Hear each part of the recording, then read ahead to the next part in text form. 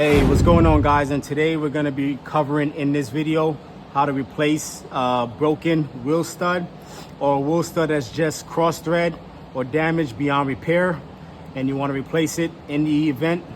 On this car, the reason why we're replacing this wheel stud is because when we were trying to get the lug nut off, the lug nut was frozen on there, probably because the last person that installed it didn't install it accurately and they cross-threaded the stud. So we forced the wheel lug nut off and it ended up breaking the stud. If I can get maybe a top view, you can probably see a little better how these are all leveled, and this is a shorter stud because it's snapped right here. And if I get a closer view, if that's a closer view, you can see how it's sheared off right there. So we're going to show you how to replace this. We're going to go ahead and remove the brake caliper as one unit. So the caliper with the caliper bracket just from the two bolts here. This is a rotor that's not secured on with any screws. So once we get the brake caliper out of the way, the rotor should pretty much come right off. And then we're going to have access to the wheel hub. We're going to show you how to punch this hub out, use a special wheel stud installer tool, and get that replaced. All right, so let's get into it. So I'm gonna turn this wheel so just that I have a little bit better access to that brake caliper bracket bolt.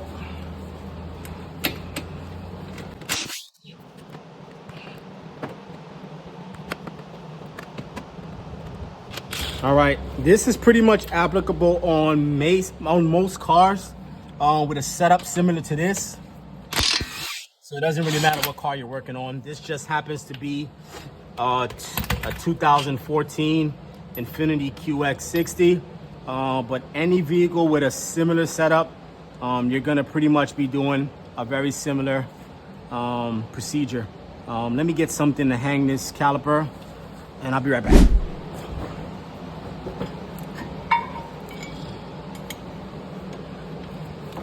All right, so now that I got the caliper hanged and out the way, brake pads and everything still installed and intact. Like I said, we took the whole caliper with the bracket off instead of taking out the caliper bracket bolt and disconnecting the caliper from the caliper bracket. And then you have your pads falling all out of place. Just keep it intact. So that way we can just pretty much slide it right back on, all right? So rotor comes right off. In some cases, like I said, you might have a mounting screw that goes in here. It's usually a Phillips. You want to get that off. It could be a Torx, so you want to get that off as well.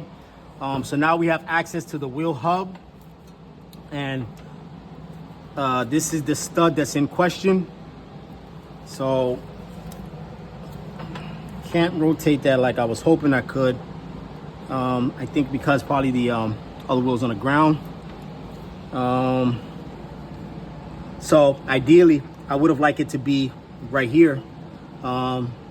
So I'm gonna see if I can't rotate this a little bit somehow, pushing the car back a little bit, even though it's jacked up.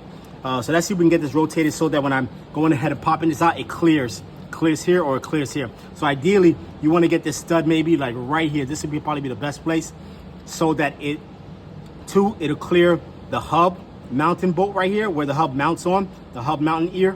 So you have like less than a pinky clearance. So, you know, very little clearance right here, like a ½ inch. But if I had this stud over here, I would have more than 1 inch of clearance. So I'm gonna try to get this rotated, right? Be right back once we get that done. All right, guys, so we got the hub rotated. We got that wheel stud perfectly centered for this opening right here to easily pop out, have clearance to get out exactly where we want it. On this car, all I had to do was pretty much just put the vehicle in neutral, and I was able to rotate this hub by hand.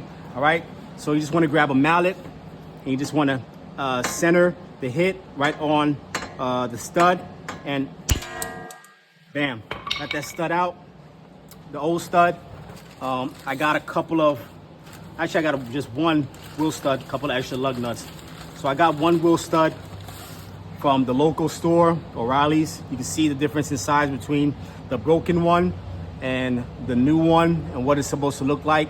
That's the difference right there. So Just want to put this, position the stud in the place where it's supposed to be. You don't have to, but I like to just try to give this maybe a little love tap.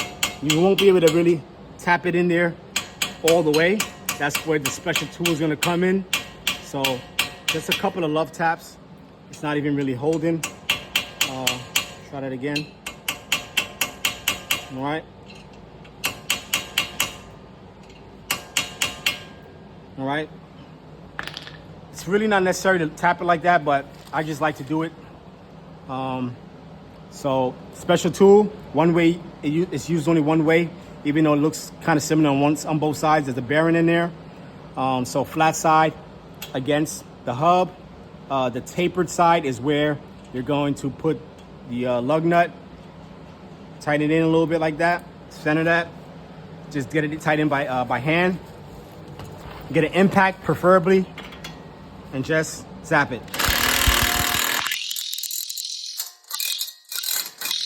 Right, back it up. And that's it, man. That's pretty much how you install that. You already got a lug nut on, and pretty much just put the brake rotor, brake caliper back on there in reverse order, and that's how you replace a wheel stud with this special tool. I think it's made by Leslie. If anybody's interested in any of the tools that you see me use at any time, definitely send me down a comment if you want me to send you a link or try to give you a reference on where you can get this kind of tool. Just let me know in the comments down below.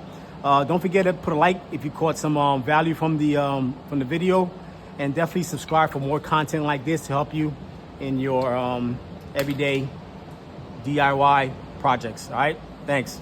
Peace.